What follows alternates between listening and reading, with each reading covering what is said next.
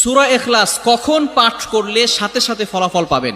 ভালো করে বুঝেন, সূরা ইখলাস হচ্ছে পবিত্র কোরআনুল কারীমের ভিতরে ছোট সূরাদের ভিতরে অন্যতম একটি সূরা। তবে ফজিলতের দিক থেকে সূরা ইখলাস হচ্ছে গুরুত্বপূর্ণ ফজিলত, এবং এই সূরাটা এমন একটা সময় আল্লাহ পাক রব্বুল আলামিন নাজিল করে দিয়েছেন যখন আল্লাহ রাসূল সাল্লাল্লাহু আলাইহি ওয়াসাল্লাম দ্বীনের প্রচার করতে লাগলেন।